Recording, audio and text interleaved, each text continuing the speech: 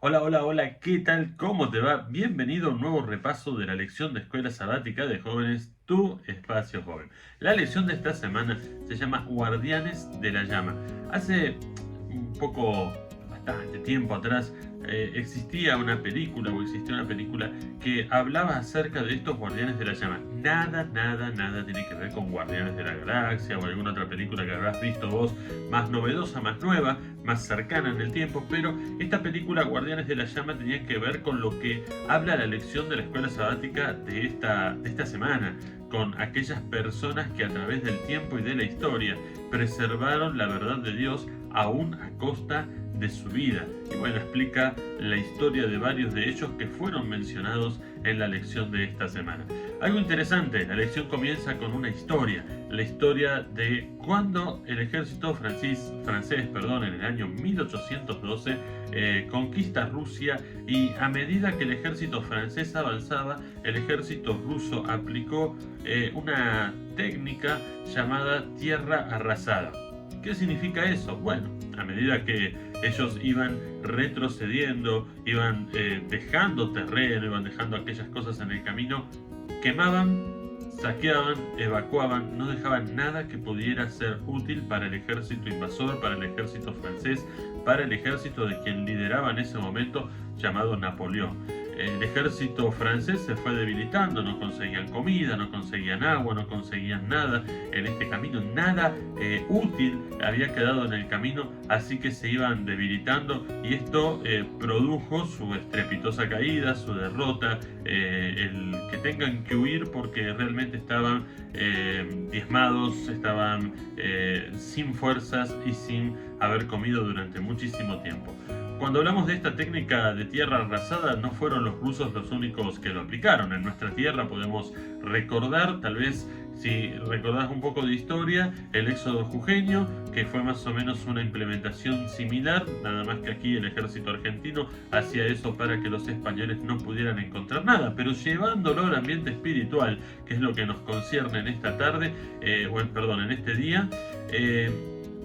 Cuando Jesús derrota al enemigo en la cruz, el enemigo no quería ceder lugar, así que a partir de allí se comienza una gran guerra entre las fuerzas de Dios, las fuerzas del enemigo, ahora trasladadas a la tierra. Y cuando nosotros vemos estos 2000 años o un poco más después de la muerte de Jesús, todo lo que fue sucediendo, todas las crisis, todas las persecuciones que el pueblo de Dios sufrió, nos damos cuenta de que el diablo no quiere ceder ni un centímetro, no quiere ceder nada para que Dios gane. Y un poquito de eso, vamos a estudiar y vamos a repasar juntos en la lección de esta semana. Uno de los versículos claves de la lección de esta semana se encuentra en Apocalipsis capítulo 12.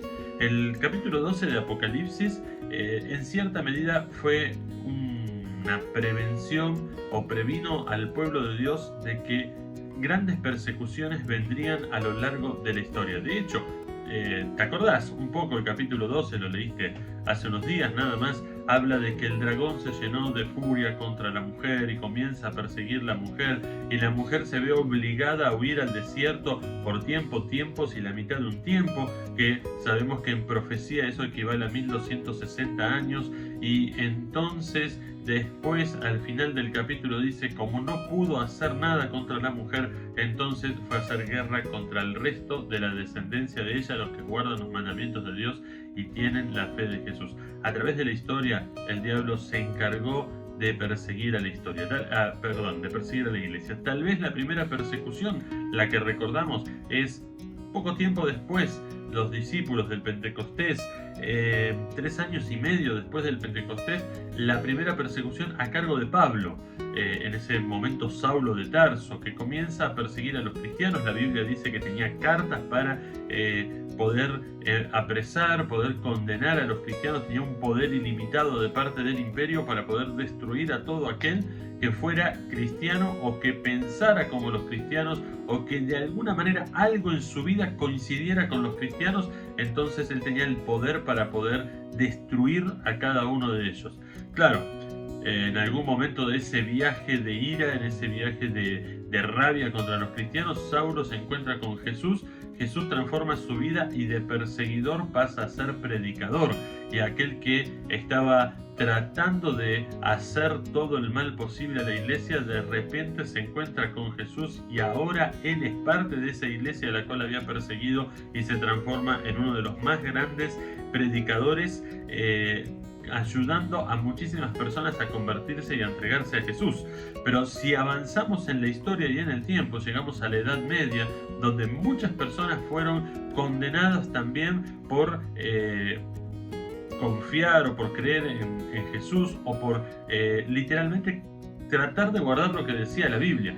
Ahí comienza a darse la primera persecución, porque hasta este entonces Saulo fue el imperio romano, los que perseguían, el circo romano, los cristianos que fueron devorados por las bestias, por las fieras, pero ahora comienza la persecución de la iglesia hacia la iglesia. En el siglo IV, los cristianos comenzaron a ser perseguidos por otros cristianos y la iglesia de Roma se atribuye el poder o de dar las indicaciones de qué podían creer cada iglesia y de cuáles debían ser sus doctrinas y de lo que tenía que hacer cada una de las otras iglesias, persiguiendo a aquellos que no estuvieran de acuerdo o que no cumplieran lo que la iglesia de Roma estaba diciendo o estaba promoviendo. Y lo interesante es que a pesar de todo eso, muchísimas personas desafiaron este poder, como la lección presenta, lo estamos buscando aquí para poder compartírtelo, los cristianos irlandeses escoceses, los valdenses que se refugiaron en zonas montañosas de Italia y que fueron perseguidos, sufrieron grandes bajas, sufrieron grandes persecuciones por la misma iglesia, por las cruzadas santas, la guerra santa, las grandes cruzadas de parte de la Roma papal hacia aquellos que pensaban diferente. Y vos seguramente estás pensando y decís, ¿cómo puede ser que la iglesia se encargue de perseguir a quienes pensaban diferente? O mejor dicho, no que pensaban diferente, sino que realmente querían guardar lo que decía la palabra de Dios. Y claro, estamos hablando en una lección donde encontramos persecución de parte del enemigo. Sí, queridos amigos, el enemigo se metió dentro de la iglesia e hizo que la misma iglesia persiguiera a aquellos que trataban de guardar los mandamientos de Dios. Seguimos avanzando, pasamos de la Edad Media, llegamos a nuestra época. Y si bien la persecución es un poco diferente a la que sufrieron los valdenses, es un poco diferente a la que sufrieron los cristianos irlandeses, es un poco diferente a los que sufrieron las iglesias cercanas a Roma, o los mismos que vivían ahí en Roma, que eran cristianos, todavía hoy tenemos persecuciones ideológicas, persecuciones filosóficas acerca de quienes piensan o quieren guardar lo que dice la palabra de Dios. La lección presenta una historia del año 1989, cuando hubo grandes manifestaciones pro-democráticas en Pekín. Recordemos que Pekín, la China, muchas naciones de ese momento todavía tienen un régimen comunista que son opuestos a la democracia, pero muchas personas querían la democracia. Hay una foto que se hizo muy famosa de un hombre con unas bolsas en la mano parado frente a una columna de tanques. Esa plaza donde se desarrolló, donde se sacó esta foto, es la plaza de Tiananmen o Tiananmen. Y este hombre se colocó frente a la columna de tanques en una forma desafiante, no violenta, pero sí desafiante, como diciendo basta, dejen de perseguir a sus propios compatriotas. Incluso se dice que en algún momento se subió a uno de los tanques, habló brevemente con el quien conducía el tanque y se volvió a la posición original ahí frente a los tanques. Y la lección dice: este notable acto de valentía fue captado en fotografías, en videos y se difundieron por todo el mundo. Y a pesar de enfrentarse, y esto está bueno, a pesar de enfrentarse a un poder decidido a aplastar la disidencia, La inquebrantable convicción de la plaza de Tiananmen ha inspirado a innumerables personas a defender sus creencias. No sé qué pensaba este hombre, seguramente pensó o habrá sentido que era lo último que iba a hacer, sin saber que su acción hizo que muchas otras personas tomaran la convicción de defender sus creencias. A lo largo de la historia encontramos muchos personajes como este hombre, del cual desconocemos el nombre. Pero sí en la Biblia encontramos personas que se mantuvieron firmes aún a pesar de todas las persecuciones y a pesar de las grandes corrupciones que había en la tierra. La lección menciona a Enoc. La Biblia dice que Enoc caminó con Dios justamente en un periodo previo a lo que después fue el diluvio. Noé, Abraham. La gente en tiempo de Elías, que la Biblia dice había 7000 que no inclinaron sus rodillas delante de Baal. Las personas que estaban en el aposento alto junto con los discípulos durante el Pentecostés. Y a lo largo de los últimos 2000 años muchísimas personas que fueron fieles al Señor en lugares incluso donde se prohíbe y donde no se puede compartir la palabra de Dios. Apocalipsis 12:17, ¿te acordás?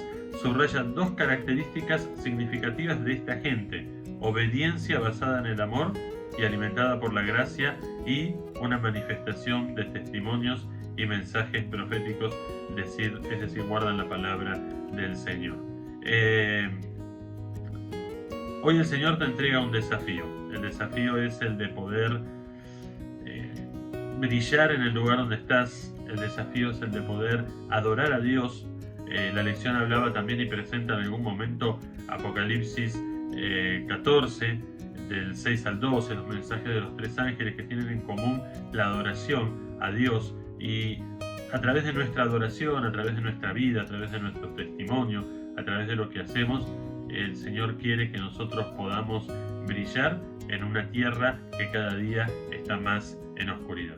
La Biblia dice que el gran conflicto, ese conflicto que se originó desde el Edén y que ha ido pasando en la historia y que se ha ido sucediendo en la historia, involucra a seres sobrenaturales, afecta movimientos geopolíticos, afecta movimientos religiosos, afecta movimientos sociales, pero también, lo más importante, ese gran conflicto también se desarrolla en tu corazón. Afecta a los individuos, afecta a personas como vos, afecta a personas como yo. Y esta experiencia personal del triunfo de Cristo que se da en nuestra vida, no podemos ocultarla. No podemos ocultar las buenas noticias, así como no podés ocultar cuando te pasa algo lindo y se lo podés contar a todos tus amigos. No podemos ocultar lo que Jesús hizo por cada uno de nosotros. Y tal vez en esta lección, en esto de saber que aún a pesar de la persecución, muchas personas pusieron en riesgo su vida para compartir con otros la palabra de Dios, escribiendo partes de la Biblia, entregándolas cuando vendían o compraban algo. El Señor hoy te llama a que vos puedas compartir lo que Jesús hizo por vos. Esa muy buena noticia, la mejor noticia de tu vida, que no es de lo que te recibiste, si te casaste, si no te casaste. La mejor noticia de tu vida es que Jesús murió por vos, que te da la oportunidad de la salvación, y el Señor quiere que vos, que yo, podamos compartir esa buena noticia con aquellas personas que están a tu alrededor. Y tal vez te dejamos como desafío, así como te dejamos un desafío la semana pasada, te dejamos como desafío en esta semana que puedas anotar el nombre de una persona, no nombre y apellido, pero por lo menos el nombre de una persona a la cual te gustaría compartir esto, y que lo anotás para que todos los que estamos viendo esto podamos orar por él y podamos orar por vos, para que puedas compartir este testimonio de lo que Jesús hizo por vos, para que puedas ser luz en medio de la oscuridad, para que puedas llevar luz a personas que tal vez hoy están sufriendo, que están a oscuras, que no conocen de Dios y que necesitan a Jesús, quien es la única esperanza para sus vidas.